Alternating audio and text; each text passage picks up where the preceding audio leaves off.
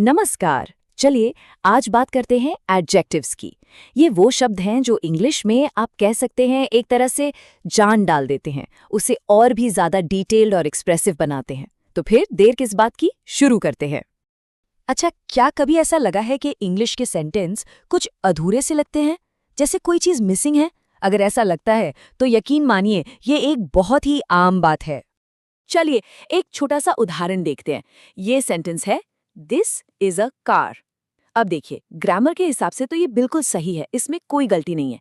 लेकिन इससे हमें कार के बारे में क्या पता चला? कुछ भी नहीं, बस इतना कि हाँ, ये एक कार है। पर अब जरा देखिए, सिर्फ एक शब्द जोड़ने से क्या होता है। जैसे ही हम बिग या रेड लगाते हैं, सेंटेंस में एक नई जान आ जाती है। This is a big car या this is a red car बोलने से दिमाग में एक तस्वीर बनती है, हमें ज्यादा जानकारी मिलती है। और यहीं पर एंट्री होती है हमारे आज के हीरो की, एडजेक्टिव, जिसे हम हिंदी में विशेषण भी कहते हैं। जी हाँ, यही वो शब्द हैं जो हमारे सादे बोरिंग वाक्यों को दिलचस्प बनाते हैं, उन्हें एक पहचान देते हैं। अगर हम इसे बिल्कुल आसान भाषा में समझे ना, तो जो शब्द हमें ये बताएं कि कोई चीज़ कैसी है, कितनी है या कौन सी है, बस वही एडजेक्टिव है। इतना ही आसान है ये। और अगर इसकी थोड़ी सी फॉर्मल परिभाषा देखें तो एडजेक्टिव वो शब्द है जो किसी नाउन यानी संज्ञा या प्रोनाउन यानी सर्वनाम के बारे में और बताता है। मतलब उसकी क्वालिटी, उसकी क्वांटिटी, उसका नंबर या उसकी कंडीशन, ये सब एडजेक्टिव ही बताता है। तो एक एडजेक्टिव की शक्तियां क्या-क्या हैं? आइए अब देखते हैं वो 6 तरीके जिनसे नाउन्स में और ज्यादा डिटेल जोड़ा जा सकता है। इसे अपनी भाषा का एक टूल किट समझिए, जिससे आप अपनी बात को और बेटर बना सकते हैं। यहाँ देखिए, एडजेक्टिव्स अलग-अलग सवालों के जवाब देते हैं।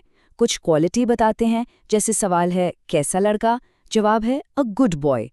कुछ बताते हैं क्वांटिटी या नंबर, मतलब कितना, तो सम वाटर या कितने, तो 2 पेन्स।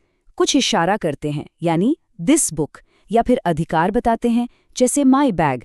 ये सभी मिलकर हमारी भाषा को ज्यादा सटीक और दमदार बनाते हैं। ठीक है, तो अब हमें एडजेक्टिव्स के प्रकार तो पता चल गए, लेकिन एक बहुत जरूरी सवाल है कि इन्हें सेंटेंस में रखना कहाँ है? सही जगह पर इस्तेमाल करना ही तो असली बात है। इसके ना 2 बहुत ही आसान नियम हैं। पहला और सबसे आम तरीका है नाउन से ठीक पहले। जैसे she is a smart girl में गर्ल, जो कि एक नाउन है, उससे पहले स्मार्ट आया है।